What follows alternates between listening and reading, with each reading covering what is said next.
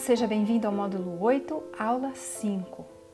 Nesta aula, nós vamos estar falando sobre as últimas áreas de ensino e sobre os pontos mais importantes que devem ser ensinados dentro dessas áreas. E as áreas são linguagem, história, geografia e missões. Na área de linguagem, durante o período do ensino informal, até os 8 a 10 anos de idade, deve-se ensinar a leitura e a cultura vocal. Nós já comentamos aqui que muitas crianças não aprendem a ler na mesma idade que outras crianças. Algumas crianças desenvolvem outras habilidades, inclusive habilidades do aprendizado da linguagem, mas de outras formas. Algumas crianças são mais auditivas, outras crianças são mais sinestésicas, outras mais visuais. Então, algumas vão ter mais facilidade ou vão ter mais interesse cedo na vida para aprender a leitura do que outras crianças. E nós precisamos respeitar isso e também entender que o aprendizado da linguagem e principalmente a cultura vocal, saber como colocar a voz, como se expressar, não dependem necessariamente do processo de alfabetização. Muito pode ser ensinado para uma criança mesmo antes dela estar lendo. Um conselho que temos no livro Educação, página 235. A melhor escola para este estudo da língua é o lar. Mas visto que a obra do lar é muitas vezes negligenciada, recai sobre o professor o ajudar seus discípulos na formação de hábitos corretos no falar. Então é muito importante, pais, que durante essa primeira fase, quando as crianças estão no lar, nós tomemos todas as precauções e todos os cuidados para nos certificarmos que os nossos filhos estejam desenvolvendo uma boa linguagem. Que cuidados são esses? Cuidado na dicção, no vocabulário. Muitas vezes os pais ou familiares gostam de falar coisinhas engraçadas para as crianças, né? Falar de modo errado. Isso acaba atrapalhando depois, futuramente, a linguagem dos filhos, a dicção principalmente, a maneira de falar. Às vezes achamos bonitinho falar errado e isso pode trazer consequências futuramente. Então é importante buscarmos ensinar aos nossos filhos desde os dos primeiros anos, né, das pequenas atividades que eles desenvolvem, a falar corretamente. Se eles vão decorar um versinho da igreja, que eles falam de forma compassada, que eles falam de maneira clara e distinta para que as pessoas entendam.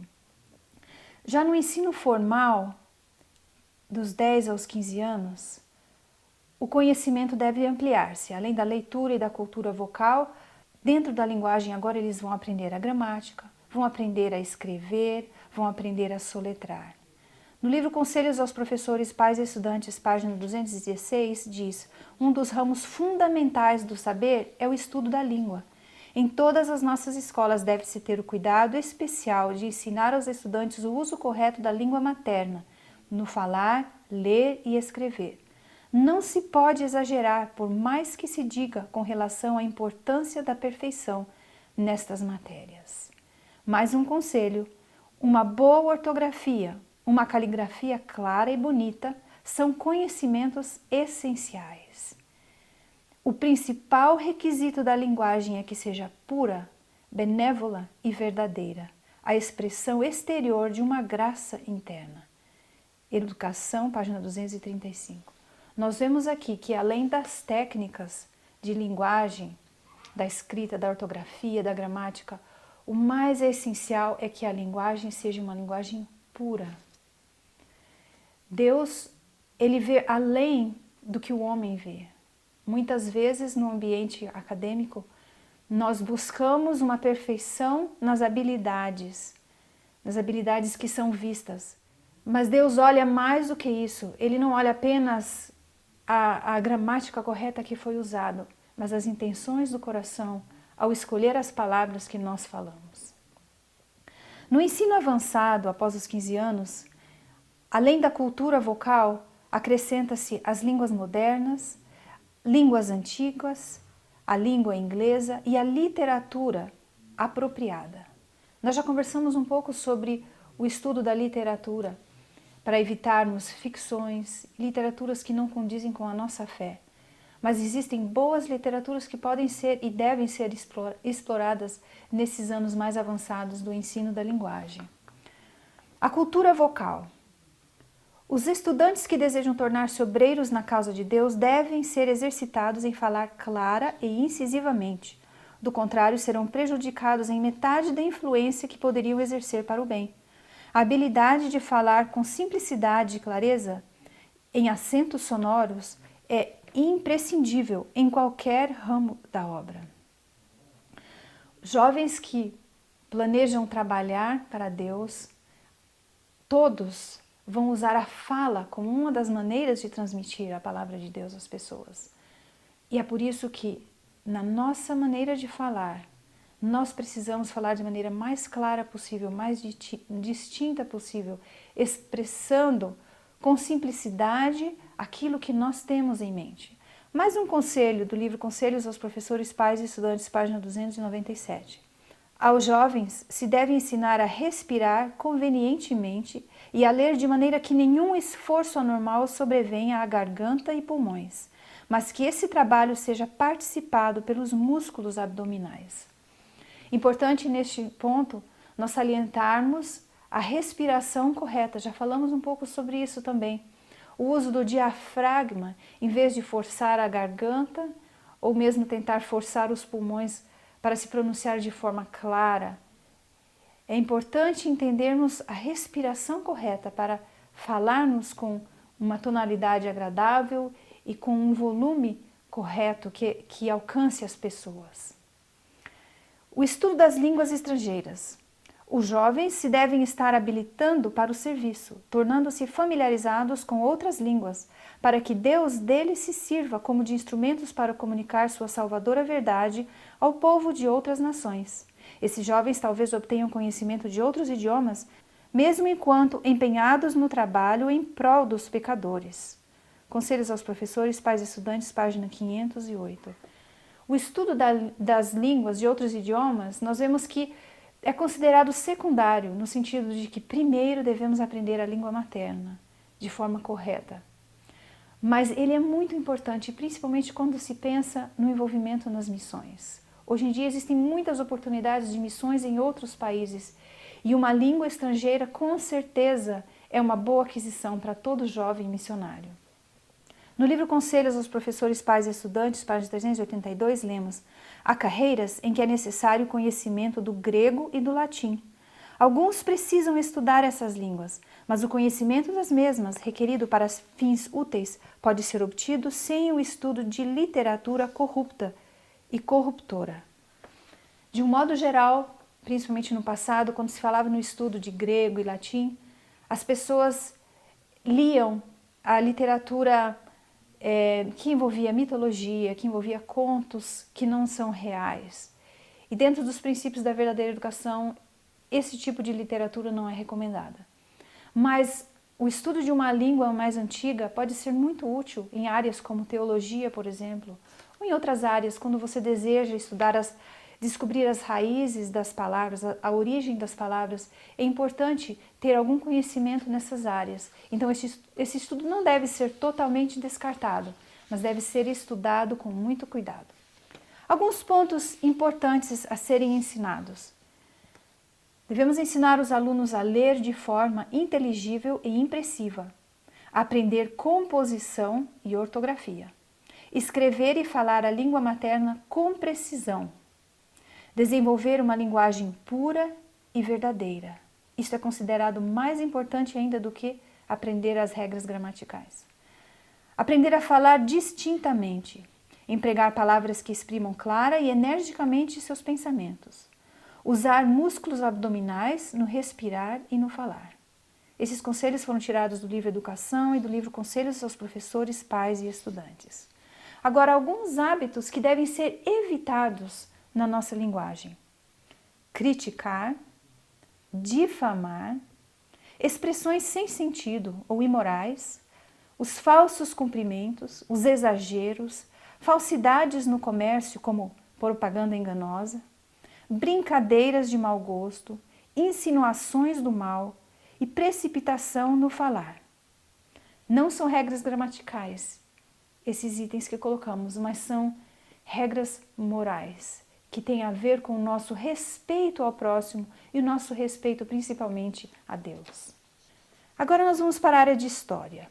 No livro Educação, página 238, diz: "E assim como é com a língua, é com todos os outros estudos. Podem ser dirigidos de tal maneira que propenderão ao fortalecimento e à formação do caráter. Quanto a nenhum outro estudo, isto é mais verdade do que em relação ao de história. Considere-se este estudo do ponto de vista divino." Como nós podemos ensinar história do ponto de vista divino? A Bíblia é um livro repleto de histórias. E quando nós analisamos as profecias da Bíblia, as profecias elas englobam todo o período de história da humanidade. Então, o conselho número 1 é que a história sempre seja estudada junto com as profecias. Na primeira fase do ensino informal, a Bíblia é o principal livro de estudo. E nessa fase já é possível introduzir as profecias, estudando histórias como Daniel, a estátua de Nabucodonosor. São pequenas histórias que uma criança pode começar a compreender a grandiosidade das providências de Deus na história. No ensino formal dos 10 aos 15 anos, começa então um estudo mais profundo da história e das profecias. No livro Testemunhos para a Igreja, volume 5, página 526, diz: "Profecia e história deveriam formar uma parte dos estudos em nossas escolas, e todos os que aceitaram o cargo de educadores deveriam prezar mais e mais a revelada vontade de Deus e, em simplicidade, instruir os estudantes." Um outro material que a professora Ileda e eu organizamos pertencia a uma coleção de livros didáticos na área de História e Geografia, mas que não é mais publicada e nem usada, trata da linha do tempo. O princípio era trabalhar com as crianças com a linha do tempo. Nós temos nesse material uma linha do tempo organizada. E ela foi organizada para ser trabalhada a partir da 4ª série antiga. Mas hoje, depois de pensar muito sobre o assunto, eu acho que a linha do tempo deveria ser começada a trabalhar a partir já do 1º ano. E todas as histórias bíblicas das aulas de religião deveriam ser colocadas nessa linha do tempo. E essa linha do tempo ser um documento que a criança levasse para sempre, até o ensino médio. Então, a minha ideia era que cada criança ganhasse uma linha do tempo de acordo com a cronologia bíblica. E que todas as histórias de religião fossem organizadas nessa linha temporal. Porque é muito interessante o jeito como nós trabalhamos as histórias bíblicas. Nós contamos a história de Abraão, nós contamos a história de Isaac, nós contamos a história de José, de Jacó, mas a gente não ajuda a criança a relacionar José com Abraão. A criança não consegue entender qual é a relação de José e de Abraão, por exemplo. Se a gente organizasse uma linha do tempo, ela viria a ordem em que esses patriarcas apareciam e como eles se relacionam entre si. Na verdade, essa é a ideia de organização temporal, o que vem antes, o que vem depois. São as causas e as consequências de todos os fatos históricos. Trabalharíamos primeiro a partir das histórias bíblicas e depois todos os fatos históricos. Das histórias políticas, nós colocaríamos nessa mesma linha do tempo. E quando se fossem estudar outras nações, outras histórias, a ideia era que se fizessem linhas paralelas a essa linha principal e que nela fossem colocados esses dados, esses fatos marcados em tempo, para a gente conseguir começar a perceber a relação entre os fatos históricos. A ideia de simultaneidade, o que é simultâneo no tempo, que está acontecendo aqui e ao mesmo tempo em outro lugar, que é a ideia de contemporaneidade na história. Paralelamente a isso, essa é a razão por que a gente vai fazer esse trabalho, é que as crianças consigam entender a mão de Deus na história. Na verdade, a história é para comprovar a profecia bíblica segundo o Espírito de profecia. Então, se nós fizermos isso, vai ser mais fácil as crianças entenderem como é que a profecia se cumpriu na história do mundo. Então elas enxergam a mão de Deus, que é o grande objetivo. Em Ezequiel tem aquela profecia que ele vê aquelas 4 rodas se movendo, né? Elas se movem em direções diferentes, mas estão unidas. Muito complexo. E a Ellen White fala que naquela visão existe uma mão por baixo das rodas, né? E ela fala que aquela é a mão de Deus conduzindo todos os fatos históricos. Isso é lindo e é importante que a gente compreenda essa grandeza de que Deus está no controle de todas as coisas, por mais que às vezes a gente não entenda, Deus ainda está no controle. E se a criança conseguisse sair da escola, né, o meu aluno no ensino médio, saísse com essa visão, eu acredito que ele olharia para Deus, para a religião de uma forma diferente. E essa é a intenção, formar nesse aluno a imagem do nosso Salvador. Então todas as coisas deveriam levar para isso, todas as coisas deveriam levar para a história da nossa redenção. Na fase do ensino avançado, após os 15 anos, é importante que esses princípios sejam salientados ainda mais. Nós vamos ver agora alguns conselhos que foram deixados para nós referente ao estudo da história. Na história comum, normalmente é feito um relatório sobre o surgimento e queda dos reis. Estudam-se intrigas nas cortes, vitórias e derrotas de exércitos, narrativas de ambição e de avidez, engano, crueldade e mortandade, e repetições de crimes e atrocidades. No plano de Deus, a história à luz da profecia deveria estudar as causas que determinam o surgimento e queda dos reinos, a prosperidade das nações relacionada com a aceitação dos princípios divinos, a providência de Deus nos grandes movimentos reformatórios. Devemos estudar como os princípios triunfaram mediante grandes sacrifícios e o progresso dos acontecimentos para o combate final do grande conflito. Tal estudo proporcionará uma visão larga e compreensiva da vida, auxiliará a mocidade a entender algo de suas relações e dependências, bem como quão maravilhosamente nos achamos ligados uns aos outros na grande fraternidade da sociedade e das nações, e em que grande extensão representam a opressão e degradação de um membro, uma perda para todos. A cada nação que tem sido subida ao cenário de atividade tem sido permitido que ocupasse seu lugar na terra, para que se pudesse ver se ela cumpriria o propósito do vigia e santo. Cada qual teve seu período de prova, e cada qual fracassou. Passou-se-lhe o poder, e o lugar foi ocupado por outra nação. Nós vemos 2 princípios importantes aqui, que todo jovem deveria entender. Qual é a nossa posição em relação às outras culturas? As culturas do passado, como que somos influenciados hoje pelo aquilo que veio do passado? Nós temos falado bastante na área de educação especificamente sobre as influências da cultura grega. Então, no estudo da história da cultura grega, nós podemos entender como essas influências chegaram até a educação hoje, no século XXI. E o segundo ponto que nós vemos aqui é que Deus dá uma oportunidade para cada nação desempenhar um papel importante na história do mundo. Algumas nações que se distanciaram dele tiveram esse privilégio revogado. Mas as pessoas e as nações que buscaram fazer a vontade de Deus foram as que mais prosperaram durante o período em que eles estiveram perto de Deus. E quando nós olhamos a história do mundo, é fácil nós entendermos isso, se nós olharmos à luz das profecias bíblicas. Nós sabemos que, com relação mesmo às guerras, nos é dito que os vencedores escrevem a história. É uma versão. Se a gente parar para pensar, a história é uma versão. E uma versão desequilibrada. É a versão daqueles que estão no poder, muitas vezes. Por isso que tem revisões na história. E quando muda-se o tipo de governo, ou muda-se o tipo de sistema que governa o país, aí existe a revisão histórica.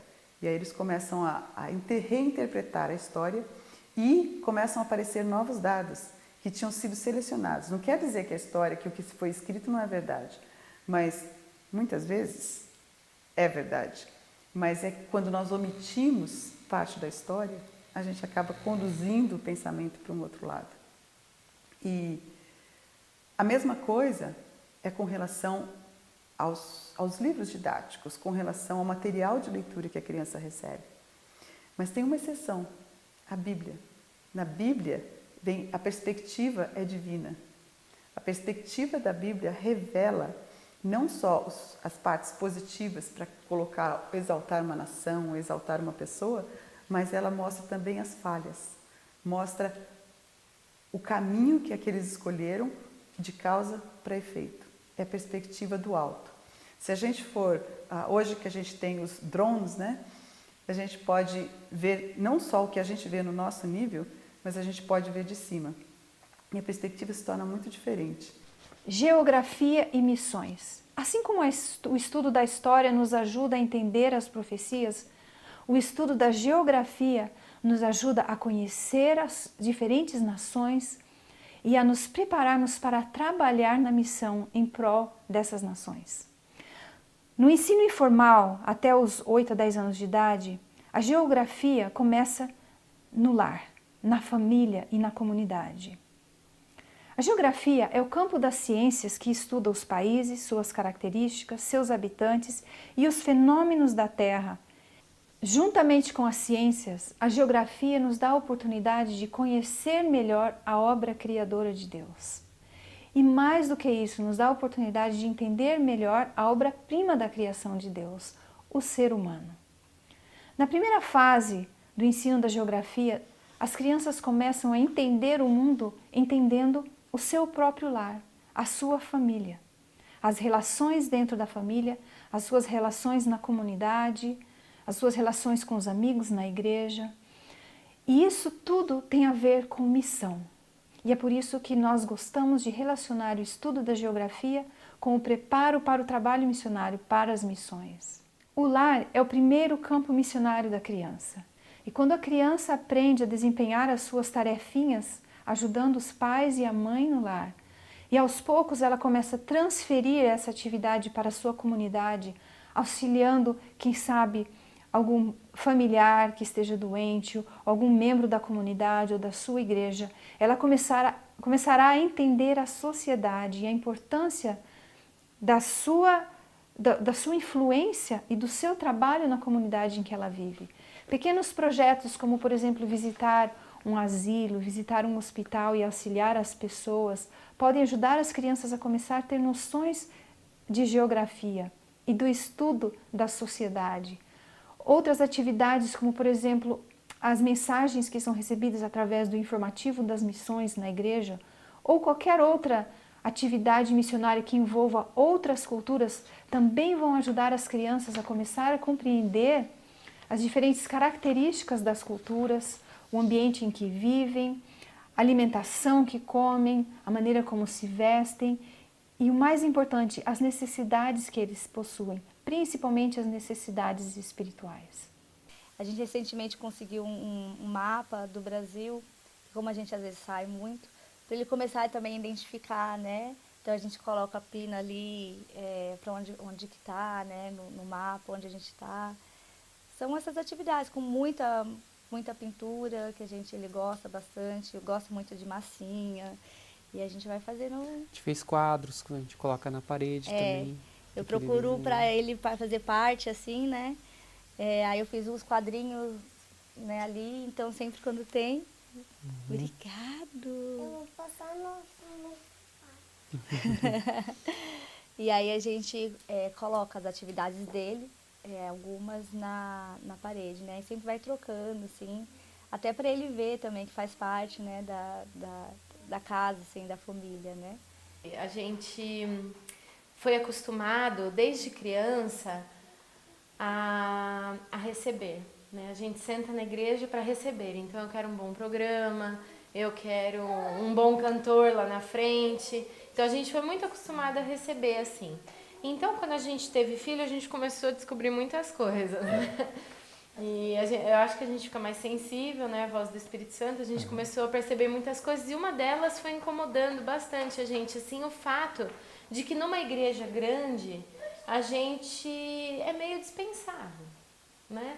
assim, você pode ajudar num departamento ou outro, mas você não vê assim que o seu serviço é útil mesmo ali. Então, começou primeiro no meu coração e depois no dele, né? Foi, né? A voz do Espírito Santo e a minha. O desejo de ir para uma igreja menor, né? E então, aí depois de muita conversa, muita oração e tal, surgiu uma igreja aqui perto, né? Numa cidade que não tem presença adventista, uma cidade pequena, e nós resolvemos ir para lá.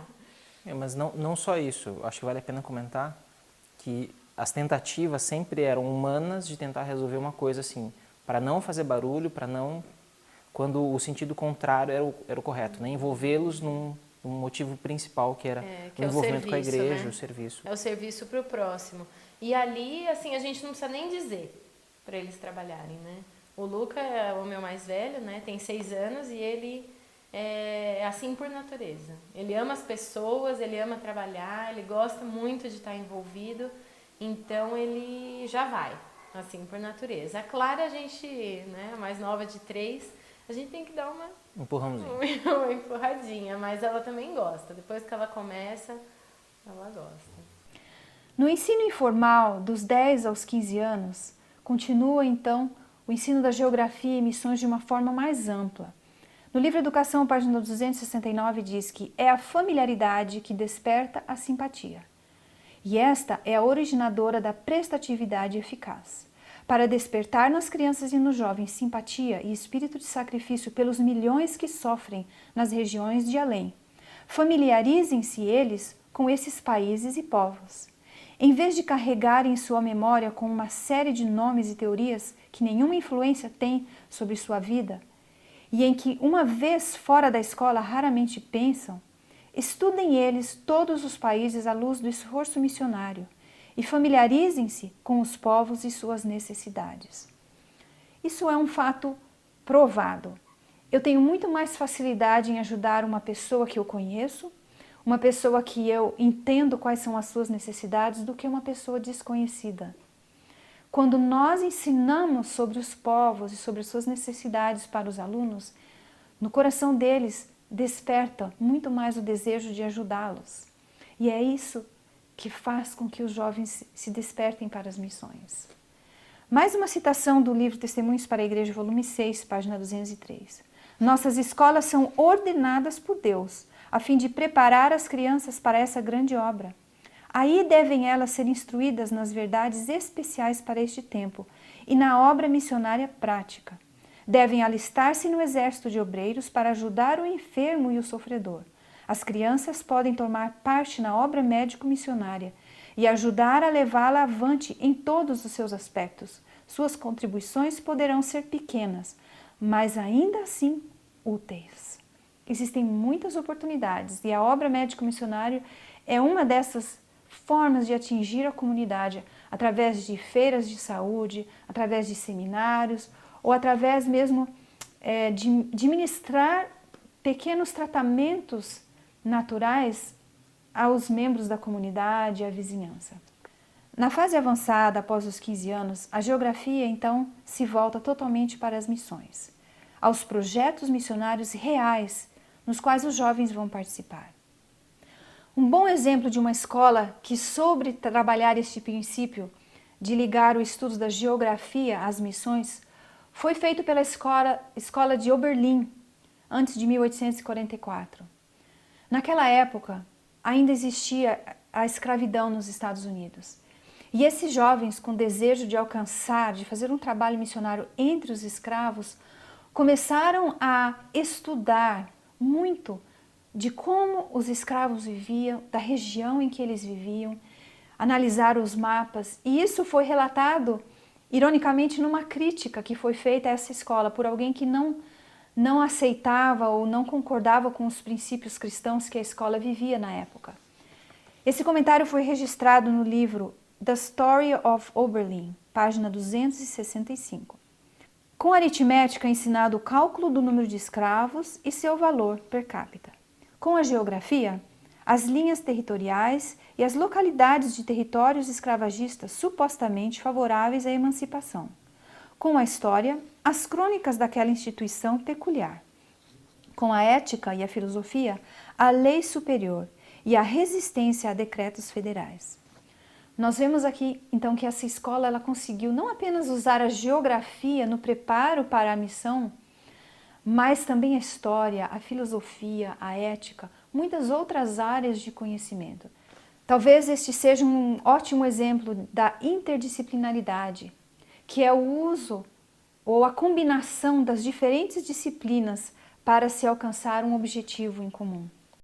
Não há outro ramo de trabalho em que seja possível aos jovens receber maior benefício. Todos os que se empenham em servir são a mão auxiliadora de Deus. São coobreiros dos anjos, ou antes, são o poder humano por meio do qual os anjos cumprem a sua missão. Os anjos falam pela sua voz e agem por suas mãos. E os obreiros humanos, cooperando com os seres celestiais, recebem o benefício da educação e experiência deles. E como meio de educação, que curso universitário poderá igualar a este? Se todos nós, como pais, como educadores, tivermos em mente esses princípios de Deus, de que todo esforço educativo tem um propósito missionário, um propósito de conhecer mais claramente o caráter de Deus e levar isso para os nossos alunos, as nossas aulas, o nosso ensino será de um valor eterno. Só no céu nós poderemos entender o quanto nós alcançamos através desse ensino. Este módulo, então, encerra aqui as áreas e os conteúdos que deveriam ser ensinados. E, logicamente, as informações que nós passamos aqui não englobam todo o conteúdo de ensino.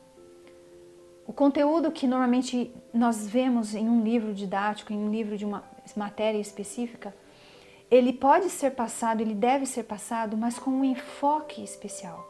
O nosso objetivo com essa aula não é designar um conteúdo de ensino, mas o enfoque que todo ensino acadêmico deve ter, que é um enfoque em Deus e na missão. Que Deus nos abençoe em nossos esforços ao educar nossos filhos e nossos alunos.